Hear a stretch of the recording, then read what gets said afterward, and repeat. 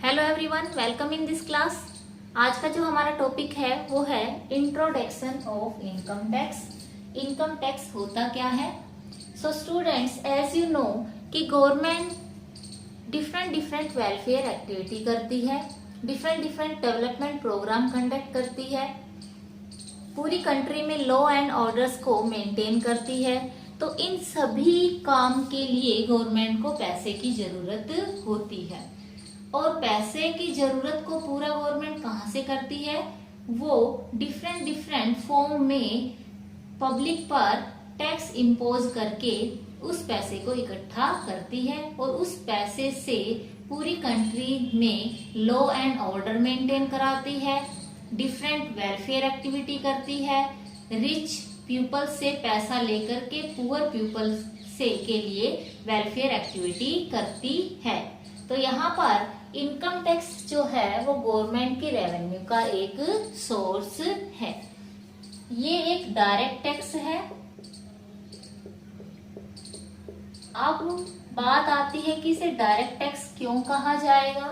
क्योंकि students, government इस tax को सीधे टैक्स पेयर से ही कलेक्ट करती है, कोई बीच में इसका मीडिएटर नहीं होता है, इसलिए इसे डायरेक्ट टैक्स कहा जाता है। टैक्स का जो वर्डन है वो सीधे डायरेक्टली टैक्स पेयर पर पड़ता है। ये तो हो गया इनकम टैक्स का इंट्रोडक्शन कि इनकम टैक्स होता क्या है। ये गवर्नमेंट के द्वारा लगाया गया डायरेक्ट टैक्स है जो कि गवर्नमेंट की रेवेन्यू का एक इम्पोर्टेंट सोर्स है। अब यहाँ पे बात आती है कि इनकम टैक्स की ये लगाने की शुरुआत कब से हुई? तो यहाँ पर इंडिया में सबसे पहले जो टैक्स है वो सर जेम्स विल्सन ने 1860 में, जब 1857 की क्रांति हुई थी, उसके कारण गवर्नमेंट को बहुत ज्यादा लॉस हुआ था और उस लॉस को पूरा करने के लिए सबसे पहले सर जेम्स विल्सन ने 1860 में इस टैक्स को इम्पोज किया जनता के ऊपर। टाइम टू टाइम इसमें डिफरेंट डिफरेंट अमेंडमेंट होते गए। सबसे पहला जो इनकम टैक्स एक्ट आया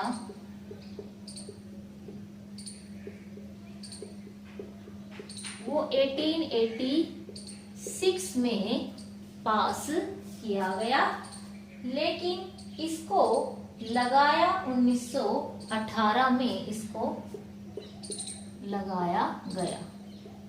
1918 का जो एक्ट ये फोर्स में आया, उसके बाद भी इसमें डिफरेंट डिफरेंट जो है अमेंडमेंट होते गए और 1922 में अगेन जो है income tax act, new amended income tax act लागू किया गया।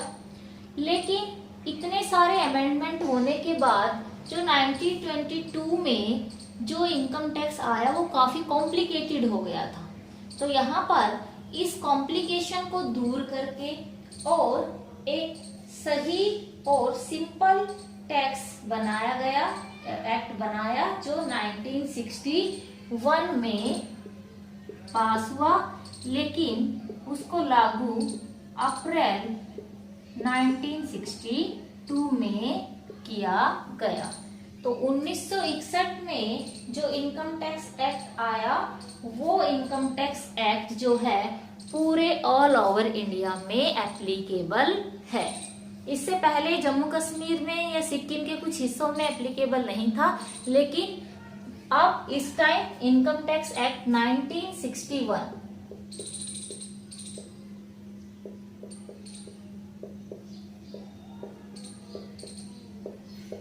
जो लागू किया गया अप्रैल 1962 में, ये पूरी कंट्री में एप्लीकेबल है। ये तो बात हुई कि इनकम टैक्स की शुरुआत कहाँ से हुई, कैसे हुई। अब क्वेश्चन ये अराइज होता है कि इनकम टैक्स पे करने के लिए लायबल कौन है? Who is liable to pay income tax.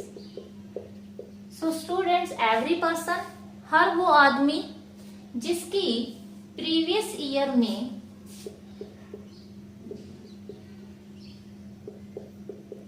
Total income, उसकी कुल आय जो टैक्स एग्जेम्प्ट लिमिट है, जो अमाउंट है उससे ज्यादा है, तो वो करंट फाइनेंशियल ईयर में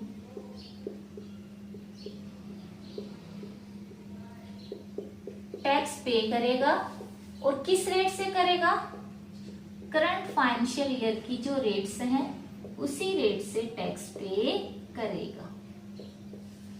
अब यहाँ पे बात आती है कि करंट फाइनेंशियल ईयर क्या होगा और प्रीवियस ईयर क्या होगा। तो यहाँ पर हम बात करें करंट फाइनेंशियल ईयर 2020 टू 2021, तो ये तो हमारा करंट फाइनेंशियल ईयर है। इसकी शुरुआत कब से होती है? According to income tax act 1961 से 1 के तहत 1 अप्रैल 2020 से लेके 31 मार्च 2021, ये तो करंट फाइनेंशियल ईयर है। और इसका प्रीवियस ईयर क्या होगा? इससे जस्ट पहले का जो ईयर है वो प्रीवियस ईयर होगा, जो 1 अप्रैल 2019 टू 31 मार्च 2020। तो कोई भी पर्सन जिसकी total income tax exempted limit amount से ज्यादा है, वो अपनी प्रीवियस ईयर की इनकम पर करंट फाइनेंशियल ईयर में टैक्स पे करने के लिए बाध्य है। और किस रेट से पे करेगा? जो करंट फाइनेंशियल ईयर की रेट्स होंगी उस रेट से टैक्स को पे करेगा। अब क्वेश्चन ये अराइज होता है कि इनकम टैक्स कलेक्ट करने के लिए एडमिनिस्ट्रेटिव इंस्टीट्यूट या एजेंसी कौन है?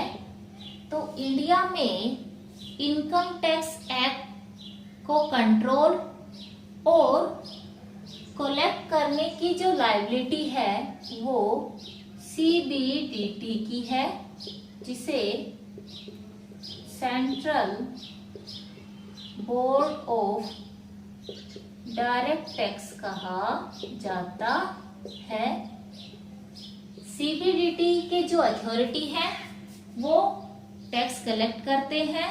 अगर कोई टैक्स नहीं भी भरता है तो उस पे फाइन लगाना, प्रोसिक्यूशंस करना, ये सब वर्क जो है वो इनकम टैक्स डिपार्टमेंट के होते हैं। इनकम टैक्स डिपार्टमेंट सीबीडीटी के अंडर ही कार्य करता है। अब बात आती है कि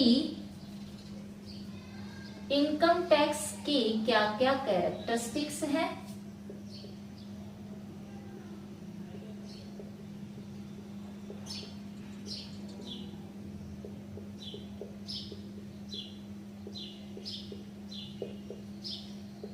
तो सबसे पहला ये डायरेक्ट टैक्स है। अभी मैंने बताया कि डायरेक्टली ये टैक्स पेयर से कलेक्ट किया जाता है, इसलिए इसे डायरेक्ट टैक्स कहते हैं। सेकंड, ये सेंट्रल टैक्स है। सेंट्रल टैक्स इसलिए है क्योंकि ये किसके द्वारा लगाया जाता है? सेंट्रल गवर्नमेंट के द्वारा ये लगाया जाता है और रिकवर्ड भी उसी के द्वारा किया जाता है। इसके बाद नेक्स्ट है कि इनकम टैक्स हमेशा प्रोग्रेसिव रेट से लगाया जाता है, मतलब कि जिसकी कम आय उससे कम रेट से टैक्स लिया जाएगा और जिसकी जितनी ज्यादा आय होगी उससे उतनी ही ज्यादा रेट से टैक्स जो है इकट्ठा किया जाएगा। नेक्स्ट है सरचार्ज। सरचार्ज का मतलब है कि अधिभार। जो जितना ज्यादा रिच है उस पे कर का भार उतना ही ज्यादा होता है, क्योंकि गवर्नमेंट जो है वेल्थ को इक्विलाइजेशन करना चाहती है, अमीर से पैसा लेकर के गरीब के पास पैसे को पहुंचाना चाहती है। तो यहाँ पर अगर किसी पर्सन की इनकम, इंडिविजुअल के केस में बता रही हूं मैं, 50 लाख से ज्यादा है तो उस पे 10% की रेट से सरचार्ज लगेगा। अगर पर्सन की इनकम 1 करोड़ से ज्यादा है तो उस पर 15% की रेट से सरचार्ज इम्पोज किया जाएगा। इसके बाद एक हेल्थ एंड एजुकेशन सेस भी लगता है, क्योंकि कोई भी जो स्किल्ड गवर्नमेंट होती है वो अपनी जनता के लिए, पब्लिक के लिए 2 वर्क बहुत इंपॉर्टेंट होते हैं, एक हेल्थ और एक एजुकेशन। तो इसके लिए गवर्नमेंट अलग से सेपरेट रेट से टैक्स इकट्ठा करती है, जिसे हेल्थ एंड एजुकेशन सेस कहा जाता है। जितना टैक्स बनेगा उस पर 4% की रेट से हेल्थ एंड एजुकेशन सेस इकट्ठा किया जाएगा। इसका अलोकेशन भी है 2% सेकेंडरी एजुकेशन के लिए एक्सपेंस करेगी गवर्नमेंट, 1% हायर एजुकेशन के लिए एक्सपेंस करेगी गवर्नमेंट और 1% हेल्थ के लिए एक्सपेंस किए जाएंगे।